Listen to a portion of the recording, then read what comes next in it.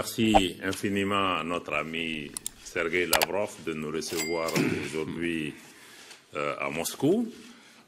Je rappelle que notre visite aujourd'hui à Moscou intervient presque jour pour jour, un an après la visite d'amitié et de travail que Sergueï Lavrov a effectuée au Mali, et nous en gardons un excellent souvenir. Je pense que cette visite nous a permis de donner un nouvel élan à nos relations bilatérales. Notre présence aujourd'hui ici à Moscou se situe dans le cadre de la continuation de ces échanges et de consultations politiques entre nos deux pays et de l'examen de notre coopération bilatérale. Je dois dire que le Mali reste solidaire de la Russie dans les défis auxquels elle continue à faire face. Nous voudrions d'emblée exprimer en tout cas notre appréciation positive par rapport à l'excellence des relations entre la Russie et notre pays, notamment au plan sécuritaire, qui a enregistré des progrès notables au cours de ces derniers mois, qui ont permis de renforcer les capacités de défense, de nos forces de défense et de sécurité. Plus récemment, la reprise historique de la région de Kidal et de la ville de Kidal par les forces armées maliennes le 14 novembre, après près d'une décennie d'occupation de cette localité par des groupes hostiles à la paix, est une des illustrations les plus emblématiques des liens qui existent aujourd'hui entre la Fédération de Russie et le Mali, et des succès qui sont remportés sur le terrain pour permettre au Mali d'exercer sa souveraineté entière et aussi de bénéficier de l'intégrité de son territoire national. Je voudrais aussi me féliciter du niveau stratégique désormais des relations qui existent entre le Mali et la Fédération de Russie, et en particulier des relations d'amitié qui existent entre son Excellence le président Vladimir Poutine et son Excellence le colonel Assimi Goïta, président de la transition du Mali, qui a d'ailleurs réservé l'année dernière son premier déplacement en dehors de notre pays et pour pouvoir participer au sommet Russie-Afrique, au cours duquel ils ont pu échanger sur les voies et moyens de renforcer notre coopération tant sur le plan économique que sur le plan commercial et sécuritaire. Je voudrais aussi, comme le ministre Sergueï Lavrov l'a indiqué tout à l'heure, exprimer notre gratitude et notre reconnaissance à la Fédération de Russie pour les soutiens mutuels, mais aussi pour les soutiens que la Fédération de Russie apporte au Mali, au plan international, en tant que membre du Conseil de sécurité et dans d'autres enceintes, notamment dans le cadre de la gestion de la demande du Mali, d'un retrait de l'amunissement, mais aussi de la levée du régime de sanctions du Conseil de sécurité qui frappait injustement notre pays et notre gouvernement. Je voudrais en particulier aussi apprécier la lucidité de la Russie par rapport à l'attention qu'elle accorde toujours à l'intérêt des pays avec lesquels elle a une coopération et l'intérêt de ses populations et le respect qu'elle donne au choix politique de ces pays de pouvoir se gouverner eux-mêmes et de faire des choix économiques pour eux-mêmes en particulier. Quoique aujourd'hui, le ministre l'a souligné, nous avons parlé aussi de tous les efforts en cours, à côté des succès militaires, de tous les efforts qui sont en cours pour amener la paix et la réconciliation entre Maliens. Aujourd'hui, le président de la transition du Mali a fait le choix de privilégier un processus d'appropriation nationale de la paix et de la réconciliation. Et dans ce cadre, il a décidé d'aller vers un dialogue direct intermalien à l'abri de toute ingérence extérieure pour pouvoir trouver entre Maliens les voies de la paix et de la réconciliation. Le comité de pilotage de ce dialogue a été mis en place. Ils sont à pied d'œuvre et ils décideront de la meilleure façon pour les Maliens d'asseoir la paix et la réconciliation sur une base durable. Donc cet effort est en cours et nous demandons à tous nos amis, à tous nos partenaires aussi de s'inscrire dans le cadre de cette dynamique, parce que nul n'aime notre pays mieux que nous-mêmes, nul n'a la solution des problèmes maliens mieux que les Maliens. Donc nous demandons à chaque partenaire de pouvoir s'inscrire dans cette dynamique et nous saluons la Fédération de Russie pour pouvoir respecter ce choix du Mali. Avec la Russie, nos soutiens mutuels au plan international sont fondés aussi sur le partage, en tout cas ce que nous avons en commun, d'un certain nombre de valeurs et de principes qui gouvernent les relations entre États, le respect de la Charte des Nations Unies, la non-ingérence dans les affaires intérieures des pays, le respect des choix politiques que les pays font, mais aussi nous sommes unis dans notre opposition à ce que nous appelons la politisation des droits de l'homme. Nous sommes opposés à la question des sanctions, en particulier si ces sanctions sont utilisées comme des moyens d'assujettissement ou de domination des populations. Nous nous opposons à toute approche néocoloniale de nos relations et aussi nous sommes la Russie, la Fédération de Russie et le Mali tous opposés à l'instrumentalisation des organisations internationales, des organisations régionales, des institutions internationales, y compris les institutions judiciaires internationales, à d'autres fins que l'intérêt de nos populations. Sur le plan de la coopération bilatérale, je pense que les choses se passent bien au cours de l'année écoulée. Il y a eu beaucoup d'échanges au niveau ministériel comme au niveau technique entre nos équipes d'experts pour pouvoir travailler dans le sens des engagements qui ont été pris par le président Goïta et le président Poutine lors du sommet de Saint-Pétersbourg pour renforcer notre coopération bilatérale dans divers secteurs, l'énergie, l'agriculture, les mines et tous les secteurs d'intérêt. Je pense que les choses se passent bien à ce niveau et nous voulons vraiment pouvoir donner un coup de fouet. Et dans ce cadre-là, nous apprécions la suggestion de la Fédération de Russie de convoquer dès le mois d'avril le mécanisme que nous avons de concertation sur les projets de coopération économique et bilatérale. Ceci nous permettra également d'avancer plus rapidement. Sur le plan humanitaire, je dois encore une fois exprimer notre gratitude à la Fédération de Russie pour le soutien constant à l'Afrique et au Mali. Et dans ce cadre, rappeler que la Russie tient ses engagements. Sur le plan de l'assistance humanitaire et de l'aide humanitaire qui a été promise à notre pays, les choses se sont passées, se sont concrétisées.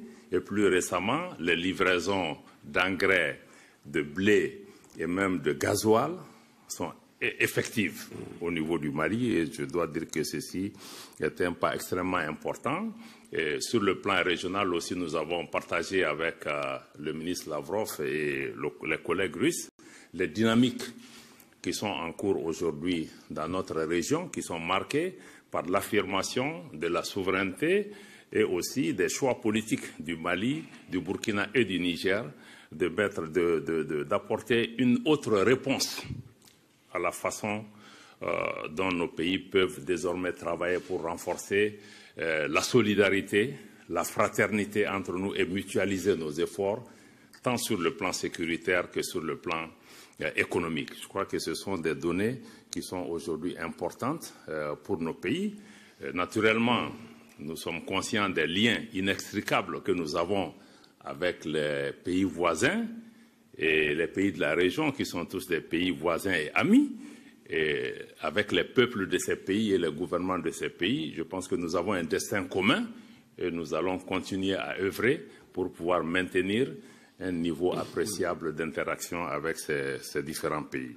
C'est ce que je voulais dire en guise d'introduction, à remercier encore, à me féliciter en tout cas de la qualité de la discussion que nous avons eue avec nos amis de la Fédération de Russie. Nous avons noté un engagement de leur part de pouvoir continuer à œuvrer avec nous au plan bilatéral comme au plan multilatéral pour pouvoir faire en sorte que nos nations puissent être écoutées, que nos nations puissent être respectées, qu'on puisse mettre fin à ces politiques de 2 poids, 2 mesures en respectant la vie humaine partout où cela est nécessaire.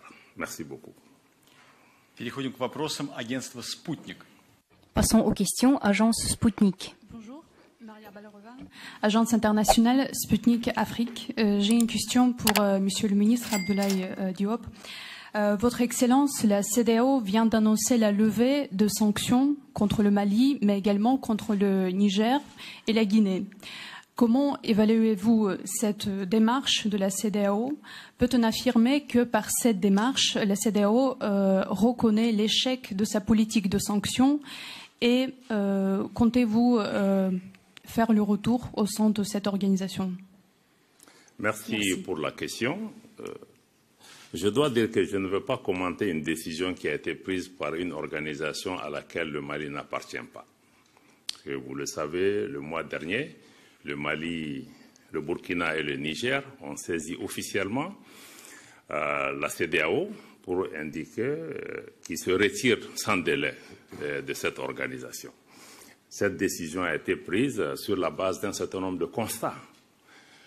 Parce que je rappelle que le Mali est pays fondateur de cette organisation, mais nous avons vu que progressivement, cette organisation est devenue un instrument entre les mains de certaines puissances qui cherchent à créer le désordre dans notre région et qui cherchent à utiliser nos institutions pour pouvoir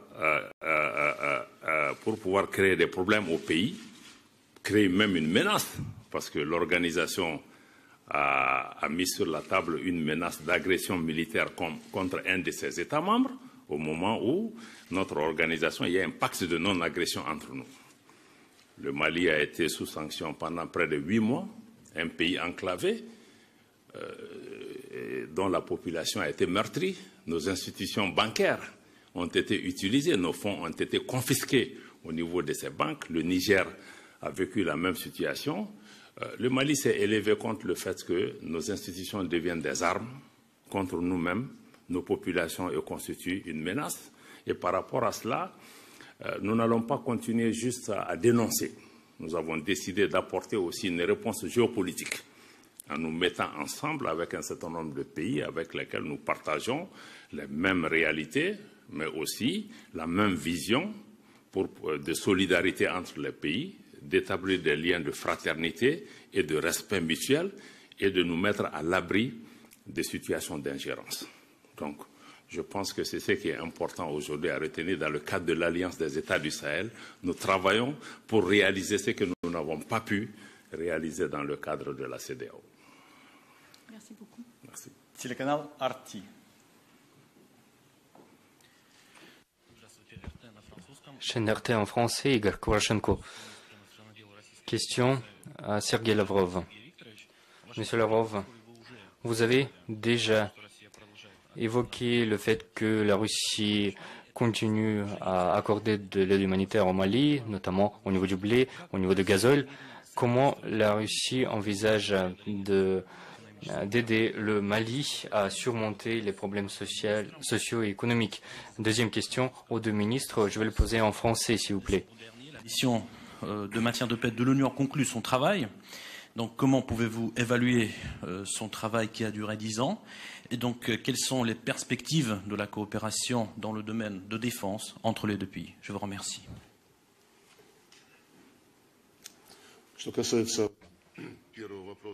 En ce qui concerne la première question concernant l'aide au développement social et économique au Mali, nous avons tous les deux déjà mentionné les deux visites des experts maliens en Fédération de Russie pour voir leurs collègues du bloc économique de la Russie. Il a été convenu toute une série de secteurs où existe un intérêt mutuel de réaliser des projets. Un mémorandum a été signé, un mémorandum de coopération entre le ministère économique et le ministère du Commerce. Nous allons créer un groupe de travail, il est en train d'être créé, qui va s'occuper du travail pratique dans tous les secteurs mentionnés, l'énergie, l'agriculture, les ressources naturelles, le transport, le numérique, etc., etc. La première rencontre de ce groupe se tiendra en avril 2024, où les collègues ont confirmé leur intérêt. Donc le processus est en cours et nous souhaitons l'accélérer parce que les échanges commerciaux ne sont pas à la hauteur de nos intérêts mutuels, bien évidemment. Au niveau sécuritaire, comme j'ai déjà dit, nous avons une bonne coopération au niveau militaire et militaro-technique et nous constatons que la capacité à se défendre du Mali est en train d'augmenter. Il y a la formation de cadres pour le Mali en Russie. Il y a également les livraisons de matériel russe au Mali.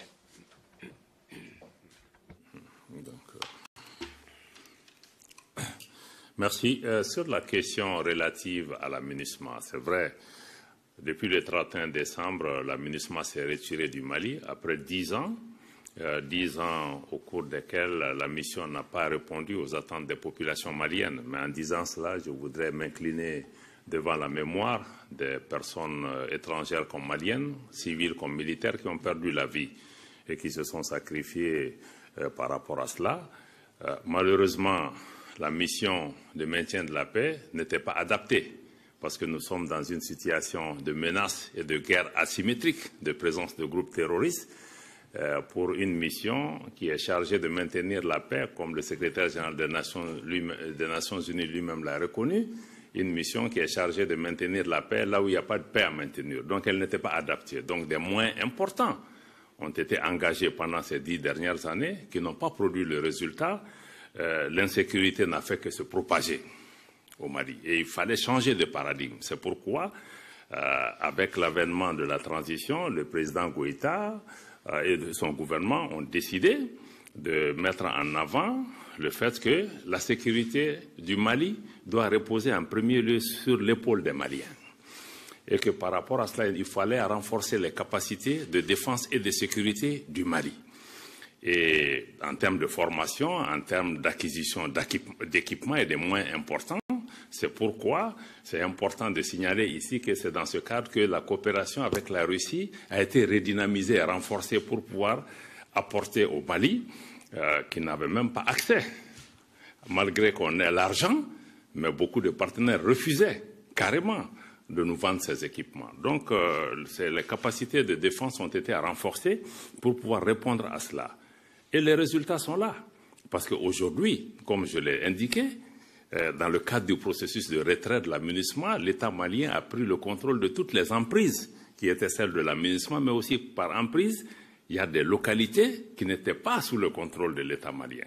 Et avec les capacités qui ont été acquises, l'État malien est aujourd'hui présent sur tout le territoire national. C'est qu'on n'a pas pu faire au cours des 10 dernières années. Maintenant, le défi, c'est de travailler à la paix et à la réconciliation entre Maliens, en ayant conscience que la seule réponse militaire n'apportera pas la solution, mais elle est nécessaire, elle est indispensable. Donc, je pense que ça, c'est vraiment un pas important qu'il faut saluer. Aujourd'hui, l'armée est en capacité, elle est en train de défendre son territoire, mais elle est aussi en train d'engager une coopération sécuritaire avec des pays voisins comme le Burkina et le Niger pour circonscrire cette menace.